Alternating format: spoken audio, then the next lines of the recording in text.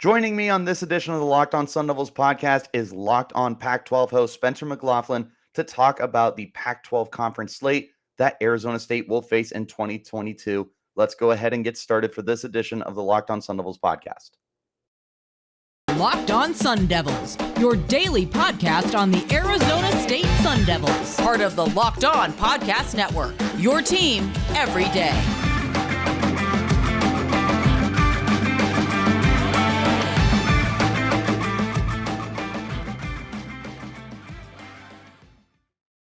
And welcome back to this edition of the Locked On Sun Devils podcast. My name is Richie Bradshaw. As always, I will be your guide for everything Arizona State Sun Devils.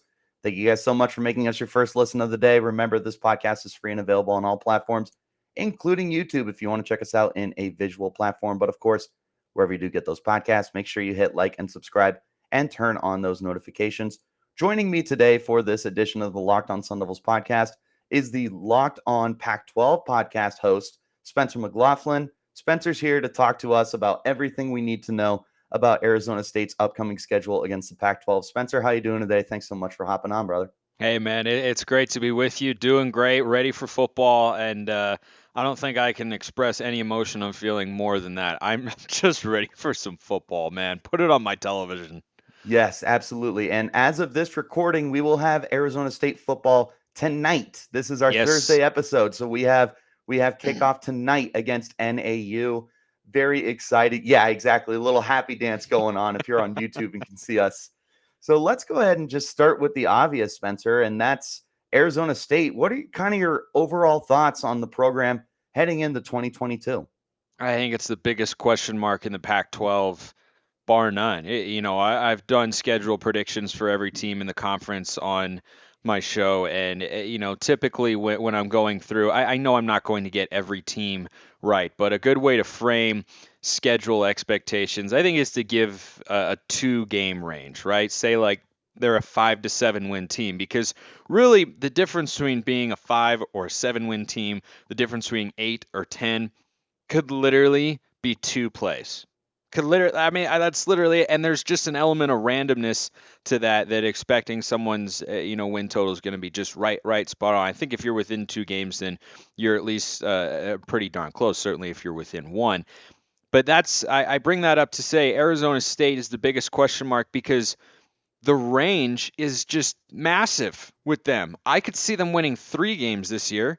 Yeah. I could also see them winning 8 games in the regular season. I could realistically see both of those happening. There is no other team in the conference, not Utah, not Oregon, not USC, not Washington. I don't feel that way about any other team where I could see it being way under 500 or actually being a solid year that might result in like a Sun Bowl berth. It's just, they're such a mystery to me. They are the biggest mystery in the Pac-12, which makes them such a fascinating watch in 2022. They lose a bunch of players, but they've brought a bunch of players in as well, a top 20 portal class in the country, led, of course, by Emory Jones at quarterback. So I just don't know really how to feel. I have a record prediction in mind for them, but it is the one I feel perhaps the least confident about because there are just so many things that I don't know, including whether or not Herm is going to be there at the end of the season. Right. It's so funny that you bring up the Sun Bowl because Arizona State has been to that bowl game 3 times in the last 10 years to the point where it's an ongoing joke that it's actually the Sun parentheses Devils Bowl. We just at this point we've totally claimed it as our own. It's your claim to fame, the Sun Devils Bowl. We're gonna move it to Tempe and everything. Yeah, it doesn't have to be that way, but unfortunately, it has been that way. Exactly. Taking a look at our schedule, you start off just against the stiffest competition in the Pac-12 to get the year started. The first 3 games, you got Utah coming to Tempe. You got to go to USC, and then you have Washington coming to Tempe. Looking at that Utah game, what's kind of your overall just initial thoughts on that one? Yeah, I only have Utah losing 1 Pac-12 game this year, and it's not that one. It is not that one. No, I just think the Utes are primed for a breakout year, even more than what they showed in 2021, which, as we all may remember, started 1-2.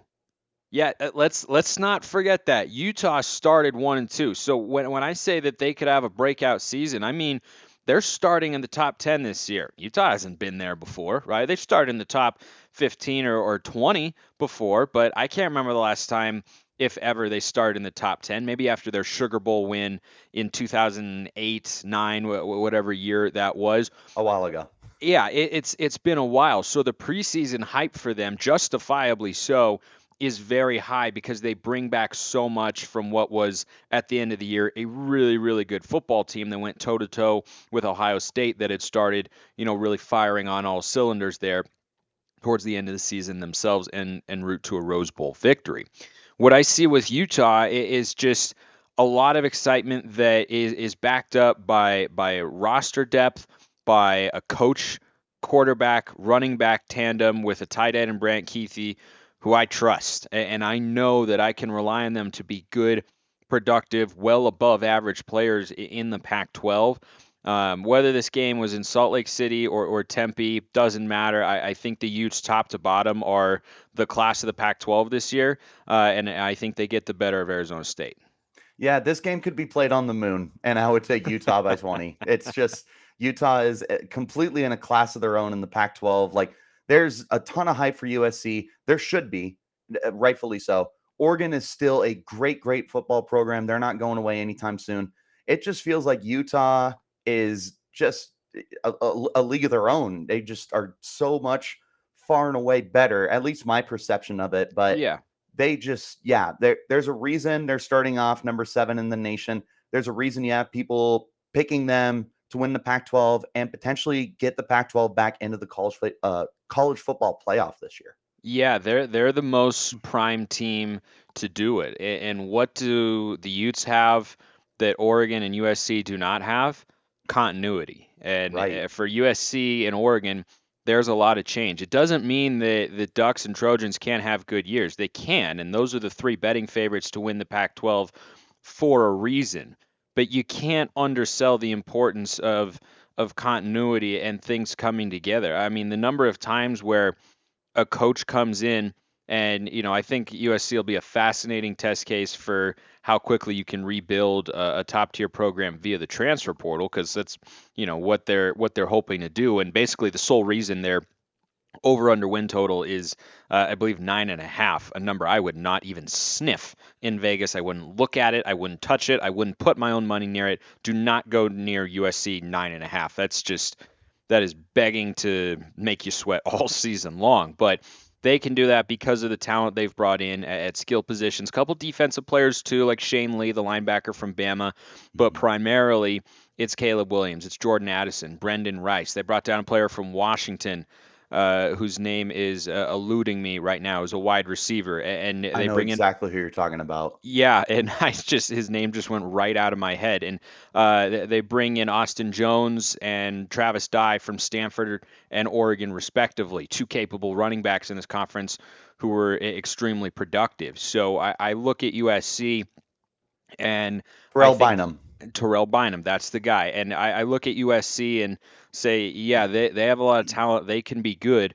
But tell me how often a coach, even a great coach, comes in and rights the ship and it's firing on all cylinders and everything's flawless and perfect and there are no upsets in 1 year. The only instance I can think of is Jim Harbaugh at Michigan, and they went 10-3, which is a good year, but that's kind of what it feels like USC could be this year, right? Michigan was 10-1. They had that unfortunate call. It was a bad spot against Ohio State, and they lost that game Yep. 10-2. Then they lose the Orange Bowl to Florida State and fall to 10-3. I could see USC doing that this year. I think they're 9-3 in the regular season because they've got a pretty, or at least a fairly decently tough schedule there. But I just look at Utah as having that continuity and not having to incorporate a new quarterback like USC is and like Oregon is with Bo Nix, and not having as much turnover as everybody else. It's why I've got them at the top. Yeah, 100%. And you gave a nice detailed explanation for USC as well. So to make it nice and simple here, does Arizona State have a shot against USC, or is USC Considering the talent level and the coaching that's there, it shouldn't be a close game. But like you mentioned, and I'm on the same boat with you here, is it feels like it's just so hard to go year one with a new program and all the new faces that are in USC and go directly to winning the conference. But nonetheless, that's an incredibly talented roster. Does Arizona State have even a fighter's chance in this one? It'll depend on how Emory Jones and the offense can perform and how they can replace the losses from a season ago, because USC's defense a year ago was putrid. I mean, they allowed 62 points to UCLA in their home building. I mean, that team at that point had quit, to be fair to the guys that are there, and understandably so, because they knew that their interim coach was not going to be their full-time coach and whatnot. But still, there's not a lot of talent on that defense. And we also remember, right, if people think about, well, Alex Grinch is coming over with Lincoln Riley from Oklahoma, so there's familiarity there. Yeah, there is. In what universe was Oklahoma known for their great defenses? Like, I don't think if USC is going to get its defense back to being solid, and I think from a recruiting standpoint, he could build better defenses at USC than he was able to at Oklahoma because of sort of the caliber of players that he could attract from the high school ranks and potentially in the transfer portal as well. But is it going to be ready in year one? No. And so the key for Arizona State to have a chance in this game, I don't think they get it done because I don't see the offense being as explosive potentially as USC, particularly in Los Angeles. But if they are going to have a chance, you're going to win in shootouts, right? USC, I expect them to score a lot of points this year. My question is, are they going to be able to stop anybody, right? Are they going to have to put up 35 plus points to win a football game, or are they going to have a couple, 24-20 or 7-17 wins out there because their defense steps up a little bit? I think it's the biggest question with the Trojans in 2022. Well, the good news for them is they got Eric Gentry stolen from Arizona State. He's a pretty good linebacker, so Yeah. maybe that'll be the turning tide with the rest of that pretty dang solid defensive line. Moving to the next game before we hop into our first break, Washington is coming to Tempe. Washington coming off a pretty uncharacteristic 4-8 season. This has been one of the more consistent teams in the Pac-12. They want to move on from the controversy that was Bobby Lake. Jimmy Lake. Jimmy Lake. Yes. Yeah. They want to move on from that controversy and everything that went down with the program last year that really kind of sunk the morale. But this is a much more talented roster than the 4-8 record shows. But what do you think, Spencer? I think Jimmy Lake walked so that Will Smith could run. Yes. That just pops in my head. Anyway, so I think that this is a game Arizona State actually gets it done. And anybody who watches Locked On Pac-12 may know, to the chagrin of Husky fans, I'm not that high on Washington this year. Okay. I do think they will be better, but I think their win total is going to be in the 4 to 6 range. And I've got them back at 4, which, look, maybe it's a low estimate because everyone continues to make a point to tell me that I'm way undervaluing them in 2022. But here's my concern with Washington. And I would have them at a 6-win team if you could assure me one thing, which nobody can, and that's Michael Penix's health. I think Michael Penix is fine. I think he's a serviceable college quarterback. He's not going to win you a bunch of games, but he can avoid losing you games. He won games at Indiana where it's damn near impossible to win football games. And I think that when you look at what he's capable of doing at the quarterback position, it's enough to get you a win here and there. He can make some accurate throws, but he doesn't have a huge arm. He's not particularly mobile, and he's been hurt each of the 4 years he's played college football, which is, I don't know that I've seen that before, and it sucks. I feel for the guy. I do. But I can't look at Washington's schedule and say, here's how things are going to go. And with any team, you would look at it and say, well, this is what I think their schedule is, or how it's going to play out, barring a major injury. Yeah, of course. But when a guy has been hurt 4 times in 4 years, that's not something I can bank on. If you tell me he plays 12 regular season games, I'll put the Huskies at 6-6. But quarterbacks coming in and out of the lineup, they've got Dylan Morris ahead of Sam Heward on the depth chart. And look, maybe Dylan Morris just needs a better offensive coach. He's got that now with Kalen DeBoer because the bar was set so low up in Seattle a year ago.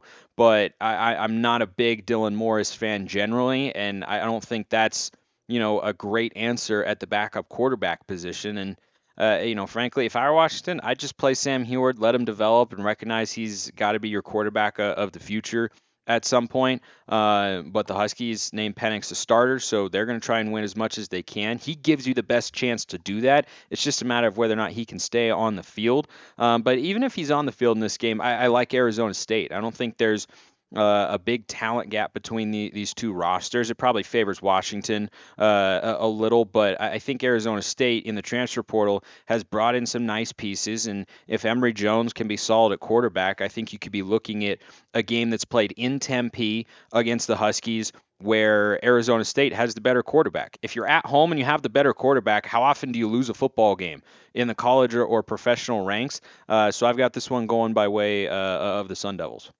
Yeah, they're definitely going to be banking on Michael Penix to find a way to stay healthy because their quarterback play. I like Dylan Morris. I don't love Dylan Morris. I feel like he's definitely upgradable. Michael Penix is exciting, but as you mentioned, and like it's just a tale as old as time, is injured players stay injured. Yeah. And It's unfortunately, really just hard. Football's a hard physical yes, it game. is. It's hard Yes. to stay healthy. I mean, there are players in baseball who have had careers just marred by injuries constantly, and that's a long, less grueling season, and it's a less grueling sport. It's just the way it goes. And for some guys, for whatever reason, they're more injury prone than others, and unfortunately, Penix is in that category. Unfortunately, yep, that's exactly the case. They're going to be hoping for it to be otherwise, though. Quick little break for us before we get back into the next set of games. But first, a quick word from our friends at BetOnline. BetOnline.net is your number one source for all your pro and college football betting needs and sports information this season. Find all the latest football league developments, game matchups, news, and podcasts, including this year's opening week games. BetOnline is also your continued source for all your sports wagering information, including live betting, esports, and scores. The fastest and easiest way to check in on all your favorite sports and events, including Major League Baseball, MMA, boxing, and golf. Head to the website today or use your mobile device to learn more about the trends and action happening right now. Bet online where the game starts. And as always, guys, thank you so much for making the Locked On Sun Devils your first listen of the day. Remember, this podcast is free and available on all platforms. Right back into our conversation, looking at the next set of games here. Got to go to Palo Alto to play Stanford. Got to go to Boulder to play Colorado, and then you have UCLA coming back to Tempe. Let's take a look at that Stanford game. I feel like that's kind of a trap game for Arizona State, and I I don't know. Like I refuse to doubt David Shaw, the head coach, to get the most out of his guys. And there's so many people that are hyping up Tanner McKee this year. But Arizona State made Tanner McKee look mortal and then some last year. They absolutely broke him from 11 touchdowns and 0 interceptions to 0 touchdowns and 3 interceptions in our game against him. What are your thoughts on this Stanford Cardinal team?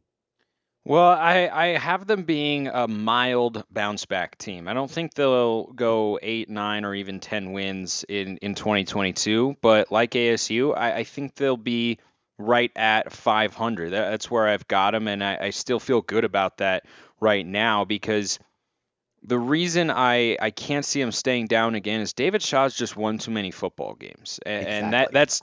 that's really the sole reason why I look at Stanford and say I think they're going to bounce back easier than Washington will in 2022. I think Kalen DeBoer can coach. He hasn't been a head coach for very long. The results have been good. He did well against the Pac-12 in 2021 at Fresno State. He did exceptionally well with a win and then a tight loss at Oregon, and he defeated UCLA. But David Shaw is someone who I know can win. And for me, he's got to be coaching with some urgency. Now, whether or not he actually is, different question. He should be coaching with some urgency because, in my view, David Shaw should be coaching for his job. And if you can't be at 500 or better at a program that is capable of being the class of the Pac 12, which they were for a 5, 6 year run, They were. then you've got to just demand better if you're Stanford. I don't know if they will because of the culture that exists in Palo Alto and the fact that David Shaw is, by all accounts, a perfect human being and a representation of what Stanford University embodies. And I completely understand all of that. But just looking at it from a football perspective, you can't have 3 full seasons in a row under 500. I don't factor in 2020 and anything that really happened there. It was not a season, and my the thing I always say about that for people to say, well, they were playing football. Stanford and Colorado were both over 500. They were 4-2 in 2020. Yeah. Both were well under 500 in 2021. Coincidence? I think not. I do not see that. Now Arizona was bad both times, which tells you the state of what their program was at the time. But I just think that David Shaw, if you go 3 full seasons under 500 and not, 5-7 knocking on the door of a bowl game, but 4-8, 3-9, you put up another 3-9 or 4-8 this year. 5-7 could maybe be enough to make me feel better about him, but I think you got to be at least 6 wins this year for David Shaw. Or if I was a Stanford AD, I'd start the search for a new head coach.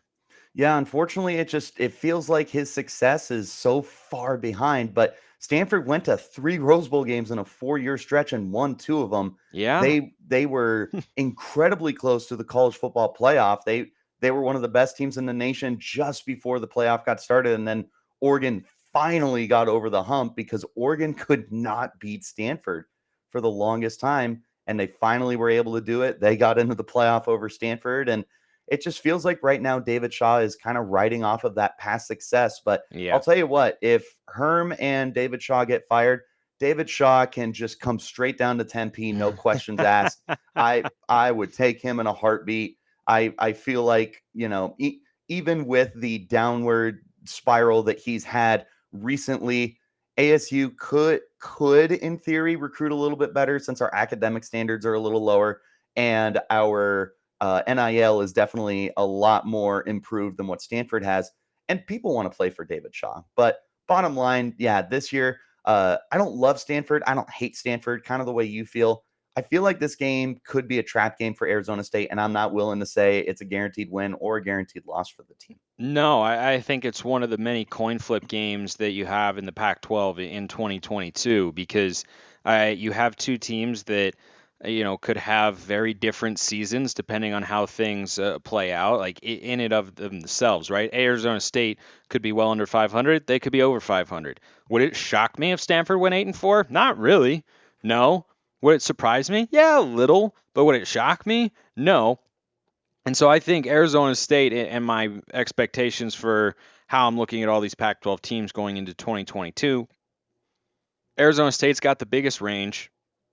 I'm not so sure Stanford doesn't have the second biggest range. Like I could, Stanford, I could see him bottoming out winning 2 games this Right. year. Like if the offense is as anemic as it was in 2021 and the defense is that dreadful, yeah, they could only win a couple games. Like that's entirely possible. But if David Shaw is able to get them back to playing Stanford football and winning the Stanford way, which is power run, control the clock, and play physical defense, then Stanford can be a team that nobody wants to play and that's dangerous. But I think that turnaround might take a year or two, and I'm giving David Shaw the benefit of the doubt. That is, I've kind of got all of my chips in the table in that sense of. Stanford's roster, it's about the same. They do have David Bailey, highly touted freshman All-American, coming in this year on the defensive side of the ball. Caillou Blue Kelly's a really good player on the back Love end of the him. defense. Love him. You've got an NFL caliber quarterback in Tanner McKee. So there are some pieces there, but really just that is secondary to me behind. I've seen David Shaw win a lot of football games, and I'm putting my faith in him this year. Can't blame you, man. Looking at Colorado, this is a team, me and you very recently talked about them actually, and on the Locked On Pac-12 podcast. So if you guys haven't checked that out, make sure that you definitely go over and take a look. So we talked about Colorado, and I feel like Colorado is one of those teams. They're on, excuse me. Inevitably, they're going to finish in the bottom of the Pac-12. It's just Yeah. they're not a great team. Something I had mentioned to you was I feel like this team somehow finds a way to just kind of grind out games and not necessarily get blown out all the time. A team like Arizona State should be able to go in and win by 20 to 30 points, but I just don't think they do. They have to go on the road to Boulder this year. And who knows? Like it's just like one of the funny things that you had pointed out on Locked On Pac-12 is that teams at the beginning of the year don't know who they are and they play tougher Yep. than their competition would indicate. At this point in the year, Colorado probably has an understanding of who they are, which probably isn't that great of a team. But what do you think? I've only got the Buffs, and this is partially schedule related because they have a brutal non-conference slate. I Yes, have they them do. going one. I have them going 1-11 this year. I think their ceiling as a team is 3 wins. I do not see them getting over 3, and I don't think this ASU game could be one of them. I just think when you look at the roster, top to bottom, Arizona State has a better one than Colorado, who lost a lot of players to the transfer portal themselves. It wasn't Yeah, quite they the did. exodus that ASU had, but on the flip side of that coin, ASU brought in a couple, former 4-star and a bunch of 3-star guys in the portal to replace that which they lost. And Colorado brought in a couple guys who could be impact players, but they lost a lot. And they're going to be young in the secondary. This is a game where Emory Jones has got to be able to carry the load offensively, because I think Colorado will maybe try and load the box there. Their front seven at Colorado is usually decent, never great, but I feel like it's never terrible either. And you can at times struggle to run the ball against them. Again, overall, are they the most talented? No, but do I trust their front seven more than their secondary? The answer to that is yes. So I think that's a game ASU can win as long as Emory Jones doesn't come in and just lay an absolute egg. It would be really cool to see Emery just light it up in the box score as a passer. Not only because I feel like a lot of people are going to doubt that ability this year, but just for the fun little aspect of you're in Colorado, the air is thinner, and you would just love to see that ball sail down the field to whoever is going to catch it, whether that's Elijah Badger or Andre Johnson as our deep threat this year. One more game I want to take a look at before we go into our final break here. After a two game road stretch, you have UCLA coming back to Arizona State. UCLA is just a weird team where it's like, I feel like they should be competing for the Pac-12 and they feel like that 8-win football team, but it also feels like they're just such a step, maybe even 2 steps behind the other guys ahead of them. But Chip Kelly is still a very good college coach, and Dorian Thompson-Robinson still feels like one of the better quarterbacks in the Pac-12 right now. Overall, the team feels pretty solid. Zach Charbonnet is a very good running back, and Yes. I expect him to have a really nice year as well. Your thoughts? Chip Kelly is still a very good offensive football coach. Yes. Yes. Chip 100%. Kelly has never been able to put together a consistent defense, and he's had a defensive coordinator the last couple of years in Jerry Azzinaro, who is a longtime friend of his and has been on a number of staffs, including as he bounced around in the NFL as a head coach. And it kind of seemed like he was rewarding him there. He'd been a defensive line guy, got the bump to defensive coordinator. He was atrocious, and he was retained for 2 years longer than he should have been because the defense was not getting better. They weren't recruiting very well, and schematically they were just bad. It was just every third down you knew they were going to blitz the house and just play cover zero on the back end, and that was incredibly predictable. There were a number of things. It just wasn't a well coached defense. Never has been. And look, I'm an Oregon guy first and foremost, and I know Chip Kelly as well as anyone as a football coach. Here's something I bet most people didn't know out there. During his 4-year run at Oregon, when they were running circles around everybody and no huddle and tempo and Yeah, everything literally that, running. yeah, literally running circles Literally around running. everybody. I mean, D'Anthony Thomas could literally turn to Oh, Washington State guy in a circle. It's the greatest highlight the ever. But Black Mamba. during that time, Chip Kelly had a defensive coordinator by the name of Nick Aliotti, who was tremendous. And he was handcuffed a little bit because the defense was always tired because Chip's offenses were scoring in, 1.5 to 2 minutes. And that's what they wanted to do. It's how they wanted to win games. It obviously worked very well. During the week, the reports from back in that particular era were that Chip Kelly never even went into a defensive meeting. He just handed the keys to Aliotti. They would hardly talk during the week in terms of a defensive game plan, and Chip was all offense. So for UCLA, the question, much like USC, is what do you have in your defensive coordinator? They just hired Bill McGovern from the NFL. If he's able to turn that defense around, have it be competent, UCLA can contend for a Pac-12 championship. I firmly believe that. But that's the if, because the most underrated component of that Chip Kelly run at Oregon that everyone always thinks about is Nick Aliotti. And if he isn't there, there is a good chance that Oregon scored a bunch of points but did not win as many games because they weren't able to stop anyone. What you had in those particular games, and I'll wrap up this long-winded thought with this.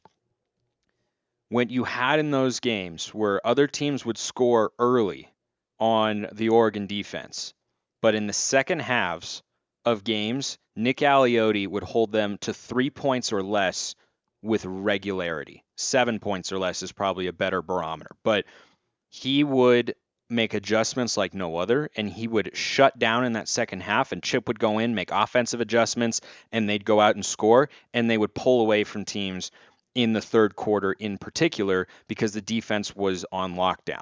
He hasn't had that at UCLA. That's part of the reason his success has not been what some Bruins fans, I think, hoped it would be. And this is going to be a very telling year. If he's got a defensive coordinator who can hold opponents to, 20 to 25 points a game, then the Bruins will be very good. But if that defense is still not where it needs to be to win at a championship level, then UCLA will probably have what will feel like a disappointing 8 or 9 win season.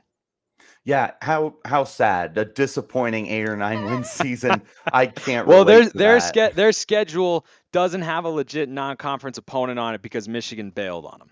Right.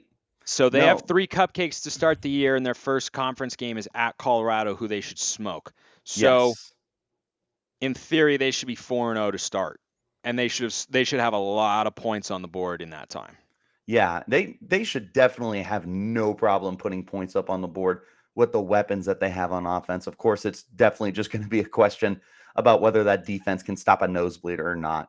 Let's Yeah. go ahead, hop into one more break. When we return, we got 3 more games to cover here on the Locked On Sun Devils podcast. Thanks again for making Locked On Sun Devils your first listen of the day. Make your second listen the ultimate pro football preview for 2022.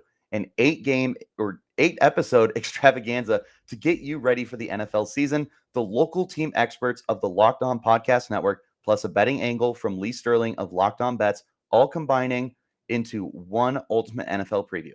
Search for Ultimate Pro Football Preview 2022 on your Odyssey app, YouTube, or wherever you get your podcasts. 3 more games, and then we'll get you out of here, Spencer. Thank you so much for your time. Looking at the final 3 games, you have to go to Pullman to play Washington State. You get Oregon State back in Tempe as your final home game right before going down south to Tucson to play the U of A Wildcats. Let's look at that trip to Pullman.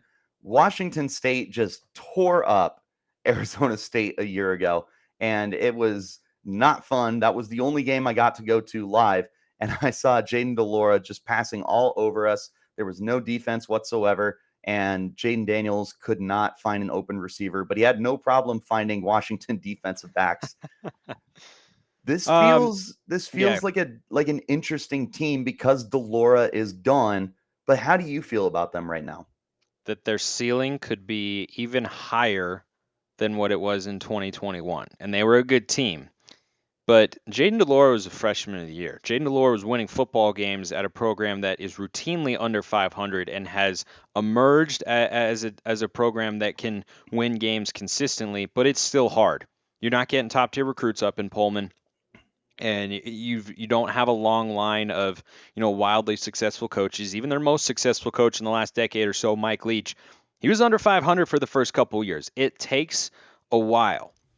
And the question everyone needs to ask themselves about Washington State is this. If you had a quarterback who is winning games and you're trending up like that, why would you replace that quarterback? Right. The reason you would replace that quarterback is because you are very confident that that guy is better. And Cam Ward is coming from the FCS level where he put up, I hesitate to call them video game numbers because if you have the right settings in NCAA 14, it can be hard to put up numbers like the ones he put up in 2021. He had a 600-yard game. He threw for 47 touchdowns and 10 picks, just gaudy numbers. He's not going to replicate that at the Power 5 level, but I have heard some NFL buzz with regards to his prospects as a quarterback. If he showcases that sort of talent and makes that leap, this is a Washington State team that could be even better than last year. And if he is that sort of quarterback, my win prediction for them this year is 7. If he is that type of quarterback, they could easily win 9. I don't think Arizona State goes up and gets this win in Pullman, even if Cam Ward is just okay. I think a just okay Cam Ward is probably about where Jaden Delora was a year ago, who I like as a quarterback over at Arizona now. But at the very least, they're going to be, I think, as good as last year, and there is a very real potential they could be a 9-win team. I think they are the biggest sleeper just ahead of Oregon State to be a 10-win team in the Pac-12. I am incredibly intrigued by what Cameron Ward is going to be able to do. This is typically a team that historically just airs the you know what out of the football. They're going to be replacing a few guys, like Calvin Jackson's no longer with the team, and it'll be interesting to see how quickly these other guys are going to be able to pick up the pace with them. And that's not me doubting them at all. Like it's just very interesting. It's going to be a very different offense than what we have been used to seeing. They're replacing their backfield too. It's just there's a lot of change, but I feel like Wazoo fans should be excited for this team.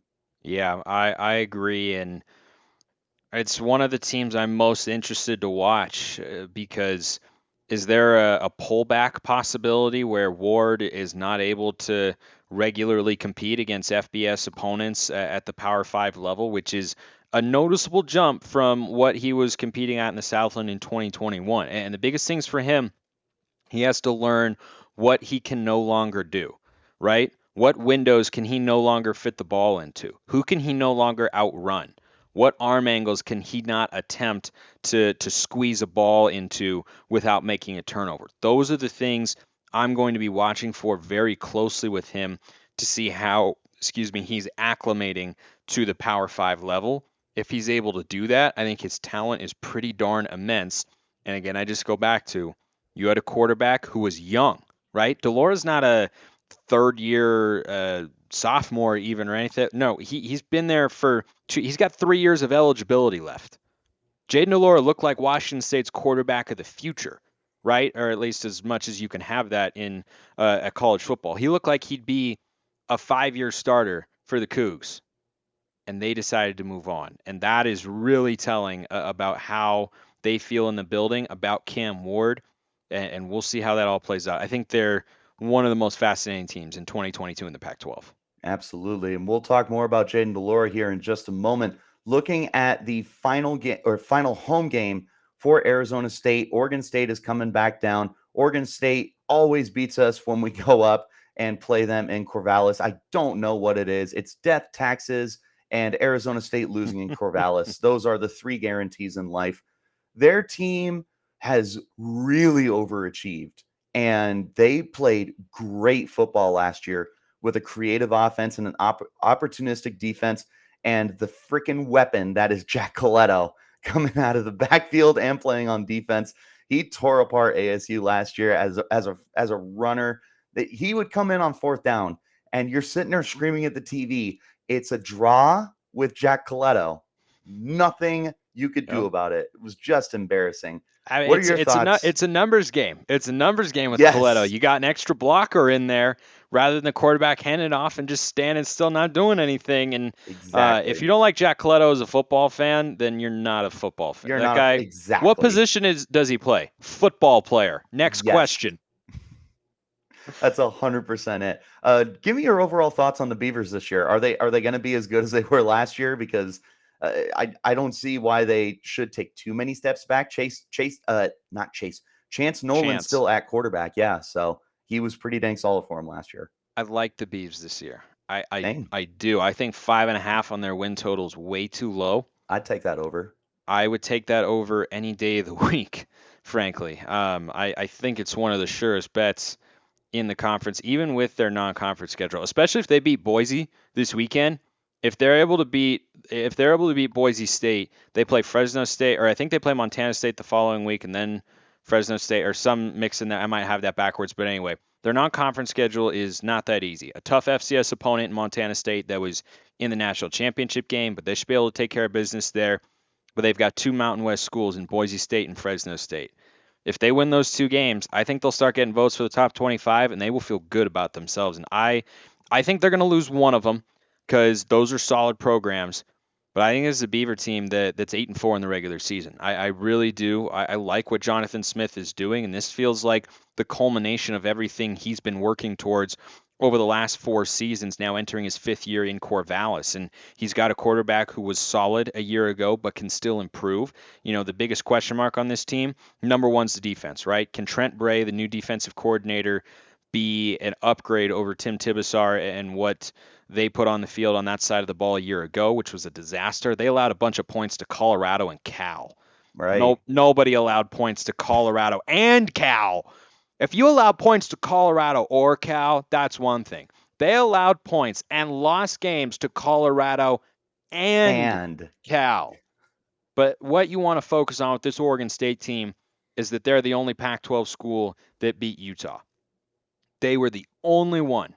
And I don't think that was a fluke. I don't think it was by accident. If this defense can just be serviceable, right? Same question with USC and UCLA. Oregon State, I have the exact same view. Offense is there. If this can be a serviceable defense, then you have a good football team here. And I think the Beavs go into Tempe and spoil senior night to get it done and ultimately end up 8-4 in 2022. And I wouldn't be shocked if they won 9 games. I wouldn't be shocked if they only won 6. But I think their range is 6 to 8, and I think they're going to hit the upper end of that. I would agree. It's so weird to see Oregon State actually playing good football. It just feels like we've become so accustomed to them just They were scraping the so bottom of the bad. barrel. They were. They were They so bad. Dude, they're what Colorado is. That 2017 Oregon State team is up there with the 2000, I think it was like 9-8 Washington team that went 0-12. Those 2 teams were equally as bad. Oregon Yeah. State should have lost to Portland State in 2017. That should have been an 0-12 football team. Like, they were that bad. And that's all a credit to Jonathan Smith that he now has them coming into this year where I feel confident about them, and they have just started winning football games straight up. And I that's a tough thing to do at any program, and he's done a really good job. I think he's able to build on it this year and have an 8-win regular season. And then talking about bad teams to end this, of course, no place in the world I would rather go down to and finish my season with a win. Going down to Tucson to take on the U of A Wildcats, coming off a 1-11 season, have lost the last 5 territorial cups to Arizona State, including a 70-7 blowout from the 2020 season. U of A did get that quarterback we talked about earlier, Jaden DeLora, Pac-12 Freshman of the Year. U of A has a very good recruiting class coming in. It feels like they should be able to turn it around with Jed Fish, but jury is out on whether or not he's going to be that head coach for them. It feels like they've kind of been searching for a while. What do you think? 3. The number 3. I think Arizona gets to 3 wins this year, and that's a step in the right direction. That's 3 times what they had last year. This Arizona State game is not going to be one of them. You can overcome. That's what I like to hear. You can make upgrades and changes in a year. You can't overcome 70-7 in 1 year. In 2 years, yes. I expect this to be a more competitive game between Arizona and Arizona State. And Jaden DeLore is a big part of that because that quarterback room in 2021, that was worse than the Pac-12. It was worse than what Colorado had in Brendan Lewis, who was a sub 60% completion guy and You didn't like Will Plummer? Was in charge. Well, yeah. That no disrespect to that I was going to say, particular Will, if you're listening. individual, but yeah, I hope we don't see that sort of quarterback play again in the Pac-12 because it was unwatchable, right? Him and Gunnar Cruz and was Tate Martell in there? Something I don't even remember Was at this Tate point. Martell with U of A? I don't remember. Don't quote me on that. That might be the wrong name, but I wouldn't be surprised. At this point, it's like, where hasn't he been? They were throwing. I think that's the wrong name. But anyway, their quarterback room was a mess. Now they have stability, and you can't undervalue that. But you also have to factor in that was a bad Arizona team. That was a really bad Arizona team. They should be better this year. but they're not beat Arizona State after losing 70-7 the year before better. Next year, yeah, depending on how this season goes, next year ASU could be in trouble. This year, they'll be fine. That's what I like to hear. Overall, final win-loss projections based off of what we went. 6-6 overall, and 2-1 in the non-conference. I pray they don't lose to Eastern Michigan. If they lose that game, Herm's got to go right there. Don't go to the locker room. We'll clean out your office. That's got to go. I don't think it's going to happen. I'm not predicting that upset. I'm just saying that if it happens, you got to show them the door right then and there. You got to have some standards as a program. You can't lose to Eastern Michigan at home as Arizona State. Like, coach has already been underachieving for the last few years. Hasn't had a 10-win season when Todd Graham, his predecessor, had 2. You can't lose that game. That's the game. They won't lose to NAU. That's the game that Eastern Michigan won where Herm could be one and done. He gets past that at 2-1. He could survive a little bit longer, and then we'll see how things play out. But I've got him going 6-6 this year. I'd fire him at the end of the year if that's the case. We'll see if Arizona State feels the same way. We'll find out. It's just like you mentioned at the very top of the podcast. Arizona State is just about as intriguing a team as you're going to find in the Pac-12. Yes, very much so. Yeah, but Spencer, thank you so much for coming on, giving us so much of your time, so much detailed analysis. You guys got to make sure you're checking out the Locked On Pac-12 podcast as well and staying in touch with everything going on in the Conference of Champions. My friend, where can people find the rest of your content if they want to search you up? Well, at Smalls_55 is my personal Twitter handle. I post all my shows on there. At LO_Pac-12 is the Conference of Champions show. I also host Locked On Ducks at Locked On Ducks on Twitter. Both shows available on YouTube and wherever you get your podcasts every day. And the season's starting, so plenty of content coming your way. And Richie, it's great to be on with you as always, my man. Absolutely. And I stop by Locked On Pac-12 all the time. Yes, so he does. Yes, he does. Even more reason to check it out.